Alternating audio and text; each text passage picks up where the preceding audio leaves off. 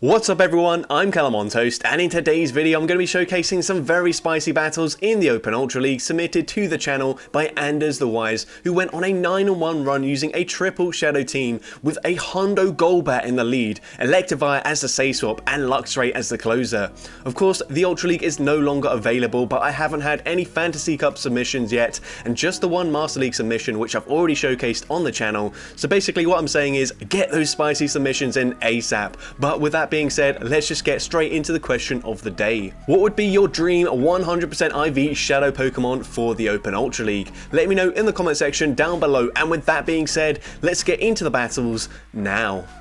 Alright, so going into the first battle, we see Shadow Golbat into Pidgeot, so gonna save swap straight away into Electivire. The opponent very slow to respond with a Virizion, so we can go for the Ice Punch. Ice Punch will be super effective, it does about 40% of their health. With the Thunder Shock damage, we get them into the yellow health already, and we do barely live a Leaf Blade there, making it to the second Ice Punch. This should be forcing a shield from the opponent, and we do grab that shield.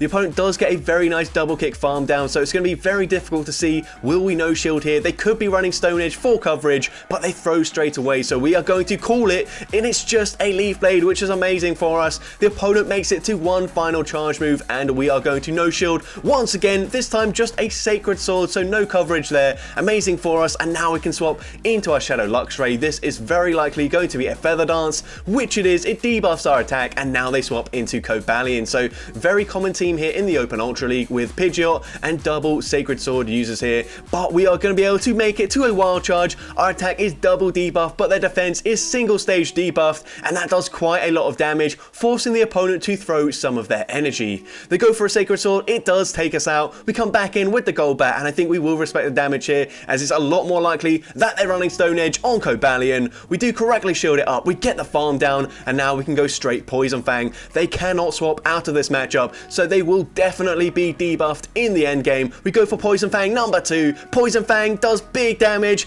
and we make it to a third Poison Fang in time, and with the double debuff, Poison Fang will be taking out the Pidgeot, and we take that game.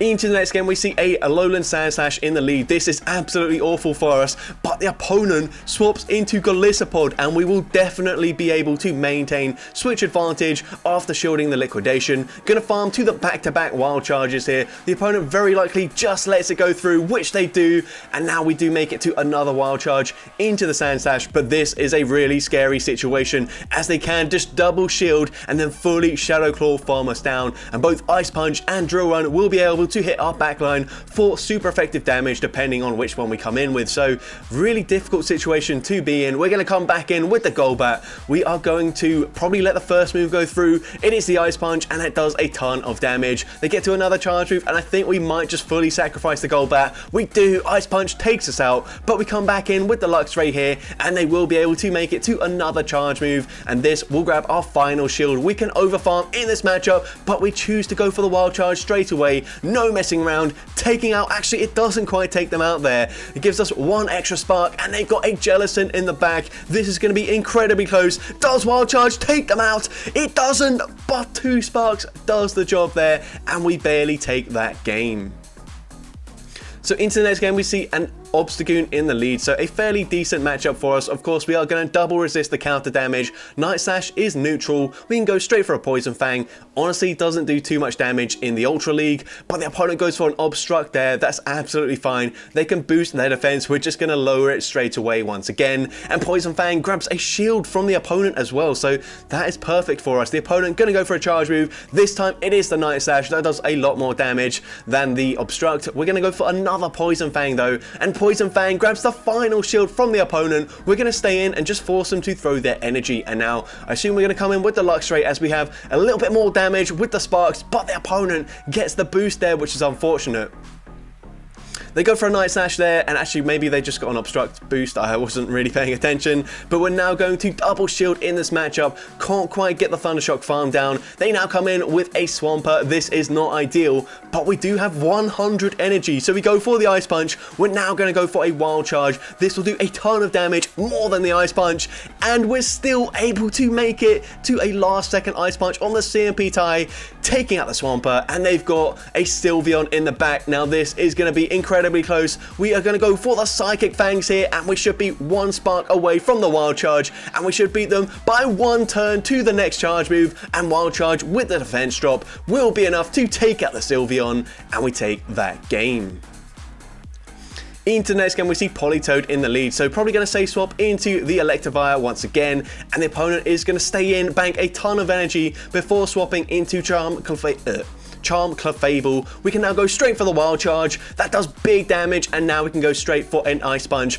They will shield this up and they will be able to fully charm farm us down, but that's fine. We can come back in with our Shadow Golbat and go for a full wing attack farm down. It's very unlikely that they are running Psychic. Typically you would see Moonblast and Meteor Mash, so we are going to let the move go through. It is the Meteor Mash. That still does a ton of damage, but we do get the wing attack farm down, and the opponent comes in with a Charizard, I believe, so we go straight for the Shadow Ball. That does big damage. We now swap into Luxray, and we have to tank one charge move here, so probably going to let the Dragon Claw go through, as it would do less damage than a Stab or Weather Ball, I do believe, although from my Shadow Charizard maybe that's not the case, but we are going to shield this up.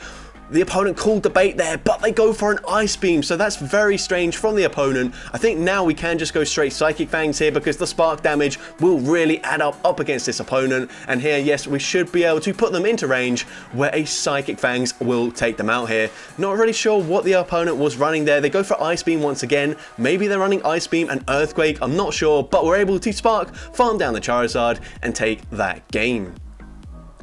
Into the next game, we see Talonflame in the lead, so once again, going to save swap into the Shadow Electivire, and here we throw after 6 Thunder Shocks here, because if we threw after 7, whilst that would be a CMP tie, the opponent could have overfarmed, in which case they would be able to get a massive energy advantage, getting a full Incinerate in for free. So here, we are going to shield, because we can't really afford to throw our charge move before, because if they do shield it up, and it was the Wild Charge, they would be able to fully farm us down. But here now, we've got 2 Wild Charges to throw back to back into Cresselia, and we might even swap out into our Golbat. Now the Switch Lock is up, and let's see, hopefully they don't have Future Sight, but I don't believe this is enough energy, and it's just the Grass Knot, which is double resisted, so that's absolutely perfect for us. They now come in with Galvantula. This is not looking good. We also throw on Alignment there, and the opponent will be able to fully farm us down. No, they actually throw their energy.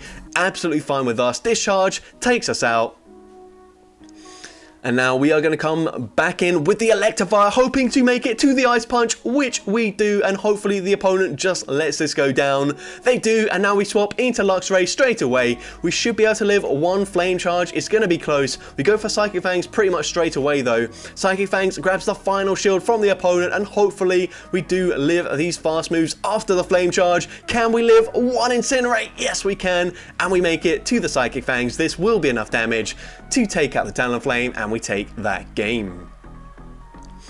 Into the next game, we see another Pidgeot in the lead, so once again, going to save swap into Electivire. The opponent responds with an Obstagoon. Now, unfortunately, we will not be able to flip this matchup, well, most likely not, because they probably will shield, but they actually go for an Obstruct. That's absolutely fine. We will now be able to make it to back-to-back Wild Charges. The first one does big damage, the second one should be grabbing a shield from the opponent, and it does exactly that, but they do get a massive counter farm down. Now, we've already seen Obstruct, so they're probably just going to be running Night Slash as the secondary charge move, so we should be able to let the first move go through. They actually go for another Obstruct, absolutely fine with us. We can now go for Poison Fang, debuffing their defense by 1 stage, and the opponent lets it go through. And worst case scenario, this is going to be another Obstruct, and it's, a Night Slash there. It does quite a lot of damage, but we snipe with our Luxray, get an energy advantage, and they actually come in with a Party Hat Blastoise. So happy birthday to this Blastoise, but it will not appreciate the Wild Charges coming from this Luxray. They go for the Hydro Cannon. We're going to farm to the back-to-back moves. We go for the first Wild Charge. Wild Charge takes out the Blastoise. They come back in with the Pidgeot. We're now going to bait with a Psychic Fangs. I think this is quite unnecessary here, but the opponent does use a shield, and actually maybe it wasn't, because they're going to go for a Feather Dance here, debuffing our attack by 2 stages, but we're actually just going to clear the debuff. So yeah, I do agree with this decision. We can now go for a Poison Fang. It doesn't really matter. We're just going to force them to throw their energy, come back in with the Luxray, and we can go for another charge move, and it doesn't really matter what we throw. Feather Dance takes us out. We go for a Psychic Fangs because, well, it's cheaper energy, so just making sure we definitely had the energy there, but we're able to take out the Pidgeot and take that game.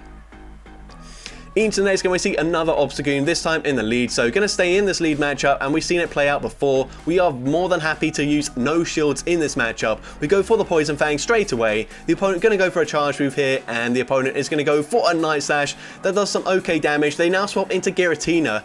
We didn't even farm to the Shadow Ball here, so they are very likely to let it go through, which they do. But with the Poison Fang debuff, an Ice Punch is going to do absolutely massive damage. They also go for Shadow Sneak there for some reason. Don't really know why they do that, because it does do the exact same damage as Dragon Claw, but cost more energy. So now we're going to choose to let the Dragon Claw go through, and unfortunately they do get the Shadow Claw farm down before we make it to the Ice Punch.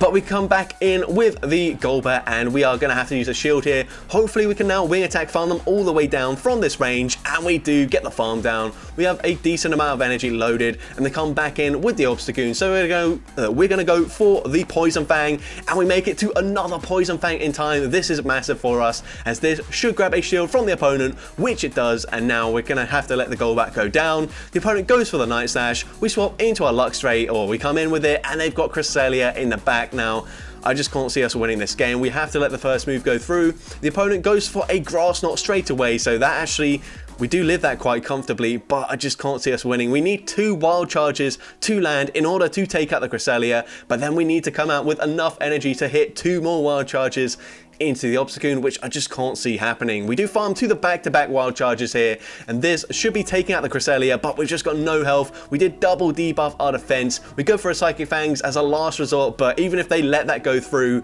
we still wouldn't have been able to farm them down, and we do unfortunately lose that game.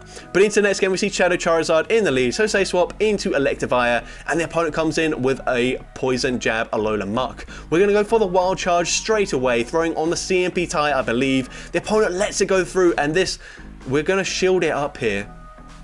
It is the Dark Pulse, so that is a good shield, and now we will be able to make it to back-to-back Ice Punches, and worst case scenario, we grab both shields, but we do lose switch advantage, but it doesn't really matter here, as we can go for the second Ice Punch, and Ice Punch does grab that final shield. They are now in range where we can fully wing attack farm them down. We're only going to have to tank 1 charge move, I hope, because this Dark Pulse is going to do a lot of damage, but they won't make it to the next move. But instead, we swap, we snipe with the Luxray, they come back in with the Shadow Charizard, and we win this CMP tie. And the fact they come in with a Charizard makes me think that they're very weak to the Luxray, and they've got Greninja in the back, and so they were incredibly weak there, and we're able to take that game. But into the next game, we see Empoleon in the lead, so we're going to say swap into Electivire once again, and we're met with a Fairy Wind Clefable.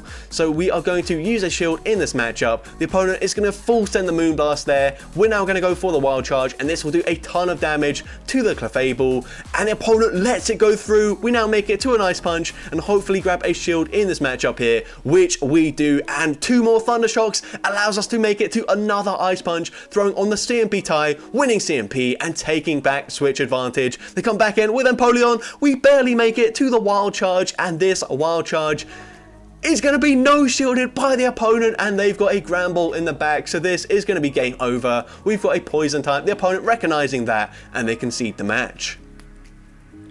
Into the next game, we see Berserker in the lead, so going to say swap once again into Shadow Electivire. The opponent's staying in here. They obviously don't have a great response, so they're happy to grab a shield advantage before swapping out into Obstagoon, and I definitely agree with the play from the opponent, because here we are very unlikely to be able to flip switch advantage now, although we go for the back-to-back Wild Charges, winning the CMP tie, and Wild Charge grabs the first shield from the opponent. So we are going to let the Electivire go down, come back in, well, the opponent actually undercharging that Night Slash very slightly, so sort of a good play there by the opponent, but probably could have undercharged that more. Although with the quad defense debuff, maybe that was fully undercharged, I'm not sure. They get the attack boost, but it doesn't help them as they don't make it to another charge move, and now we can full send the Shadow Ball straight away, dealing big damage to Berserker. They've got Shadow Machamp in the back. We're going to go for that Psychic Fangs straight away, and Psychic Fangs will be no shielded by the opponent. Very smart play there, knowing that we can just come in and farm them down with the Golbat. So they go for the Cross Chop. That takes us out, but we get the farm down with the Golbat, and I'm thinking from this range, maybe Poison Fang is all we need to take out this Berserker. So we go for the first one, grabbing the shield, and with the debuff, Poison Fang will definitely be enough damage from this range